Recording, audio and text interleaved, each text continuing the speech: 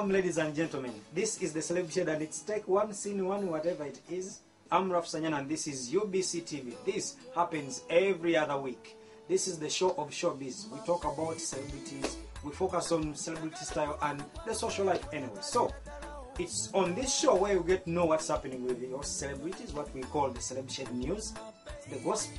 And we also have the picture of now and then, how they looked back then and how they look today, your favorite celebrities. And we also do the hit of the week. So it's the end of the month, and whenever it comes the end of the month, you know what we do, most of us, we go to party, because it's normally you get your salary, you think it's been a long month, you want to wind up and, you know, do something like party, dance, and it's always the music takes the lead. And that's the topic of this week. I don't want to start now because I've got to play you some few clips here, some new songs, the songs which have so far rocked Uganda in 2011, and they've got issues. People claim they are plagiarized, people say they were copied, people say they are not original, but they are the songs which have had us moving so forcefully on the dance floor. I'm talking about that.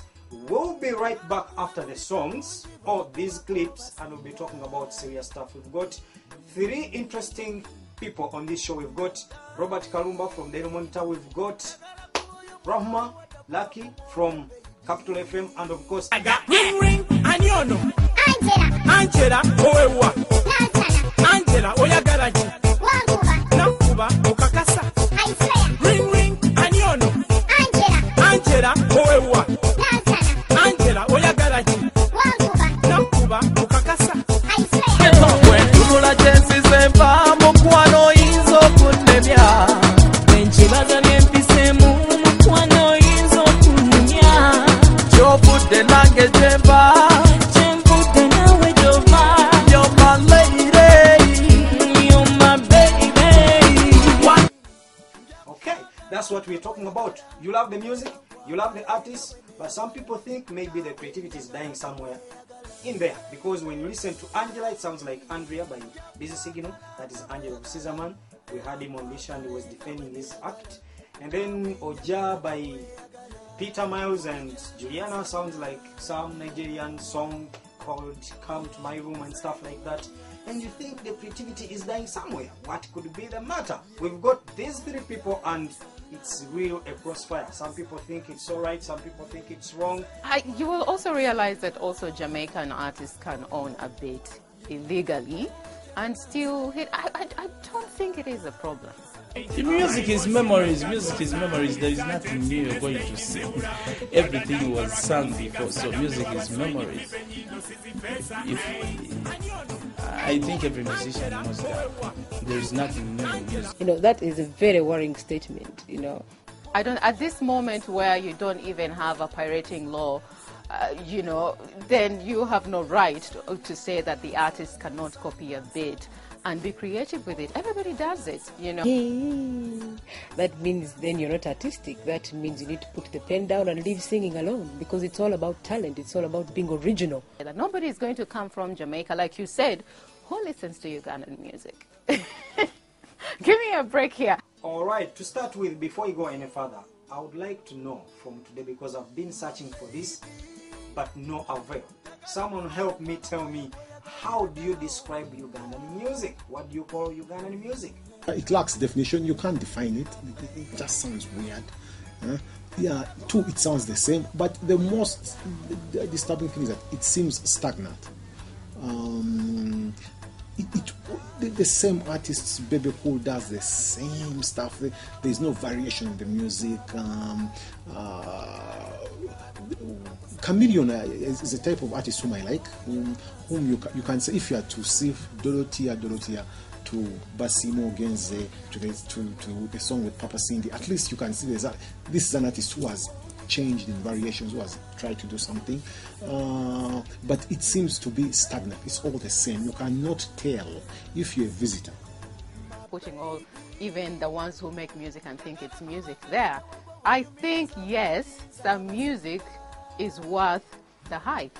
There's some guys who make some really good music. I agree. I believe that we started steadily and positively. I know that there's a lot of focus on Uganda music, But still, it was a way forward. But now, unfortunately, there's, I think right now we're at conflicts not a conflict. You have a lot of artists coming in who want to sing and focus on, or a few artists who want to sing more international, and you have the industry focusing heavily and strongly on Luganda, and there's that. I think there's a little bit of that conflict, and then also we have a lot of like beefing in the industry. Things like this like set us back. Okay, there is an insinuation here that actually the FM stations are killing the Ugandan music in one way or the other, because they have a selective ear and they tend to give us only one type of music, and they decide, because if you tune into a radio station, what they play is what you only have a choice to listen to. Is that right? They have promoted rubbish, and they have coined it Ugandan music. They have favored artists. Some artists, these artists have a personal relationship with these radio DJs. I'm a journalist, I know that for a fact. Yeah? No, actually, this is what happens with our FM. Most of the songs are researched. You don't just get a song and put it on air. This is what people do not know. The songs are researched. You send people out there and they research about song, how people react to it, is it loved, when it's played, do people like it? And you will not play a song unless people like it. That is wrong. What people want to listen to, you'll be so shocked. So if people do not like it, that song will not be on air. That is why you won't hear Maurice Kiria playing all of our radio stations in the country. Is he a bad artist? No. He's one of the best artists we have in the country. Why isn't his music being played? FMs no reggaeton, Katas of Shiro. Even Shiro killed Museveni's in Penkoni. He put a reggaeton beat to it. If I was Museveni, I would have tear gassed that fellow for having killed my classic. You understand? It's just reggaeton. Uja Kasepichi. What the hell is that now? What's Uja Kasepichi? And that's it. There's nothing. It's because people don't like it. They don't get it. It's world music. Who gets that in Uganda? Well, I'd like to listen to Phile Bongole. Give me a frigo, Lumbero Mwavu, heavy rotation. Classic, man. Don't play Lumbero Mwavu and even cut it short and tell me, yeah, Kaimba, Bariba Manya, Nessis a Manaresa Kapia Kaman. They go to Sesam. Jesus Christ. I mean, can't we breathe here? Yeah? If I was like Museveni, instead of tear gassing Besigye, I would tear gas those guys. I would throw pink gas to those guys. These guys have dictated the sound of Uganda. These guys have literally killed Ugandan music, because they dictate and they come up with all things. Uganda, which Ugandans are you talking about? They have even forced all these Luganda songs. If you don't know Luganda, you're in problems. You understand? And it just becomes, they have so much power, these FMs, that they not only do they determine the kind of music, they can even break or make an artist. However rubbish the artist is, they will keep playing kapapala, Dennis kapapala, and even that word somehow ends up in our lingo, and when a chick passes, kapapala, courtesy of radio, and they are funny DJs, and before you know it, the whole kapapala, when actually the kapapala thing is crap, it's rubbish, you get me, and the real music is not played by these people. The real sounds, Ugandan music is not only Ugandan music. Ugandan music is not only messages, and in Uganda it's not only, it's not only Uganda. You understand? So please try in your music, try and showcase the variety.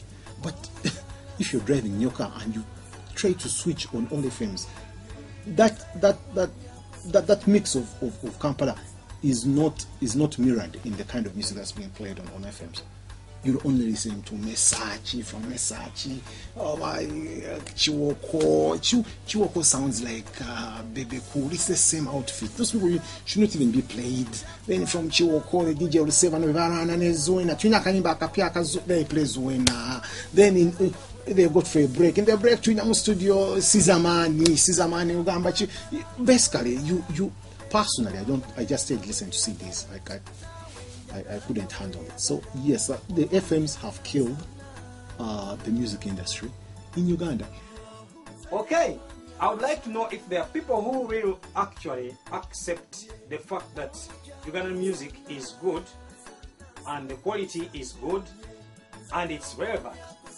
Because when you come to Uganda and for example, you see these people passing you, a big size, you can think these guys are big, you know, blah, blah, blah. So I always say, like, let me tell you the truth. I was in Nigeria and they were playing Chameleon, a song of Chameleon.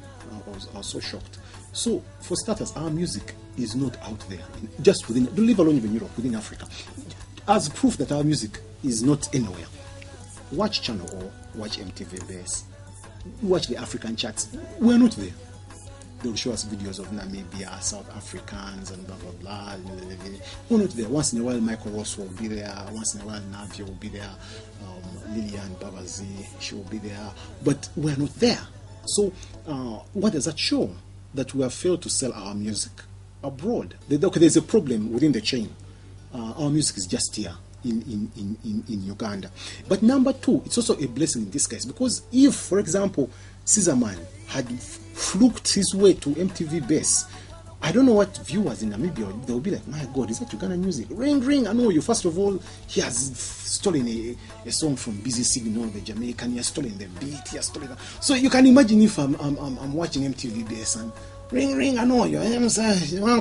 Jesus, I mean, the guy would be a horrible ambassador for Uganda. So, blessing in disguise, it just remains here. But we have failed to push our music across the boundaries. Okay, so many Ugandan artists claim that actually they are superstars, they are international stars, maybe they've been nominated in some outside awards here and there, Nigeria, South Africa. Does that mean that actually they are African stars yet? How do you compare Ugandan artists with African stars like the likes of the band who have collabos with the likes of Snoop Dogg, and people like P-Square who have been hosted on BET and they are nominated, Fally Ipupa, Teargas, and all those other guys like Joseph from South Africa? How do you compare?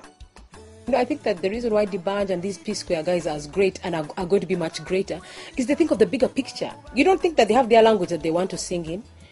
You have to remember the number one thing about these guys, they're singing in English. They're targeting international because the bigger picture is English, whether you like it or not.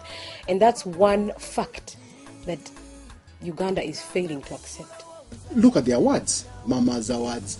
The Rafsanjan is right in the papers. Oh, Weasel has gone to Nigeria. Yeah. No offense, but they just go there just to make the numbers. I even have a feeling that they just put there just, you know, but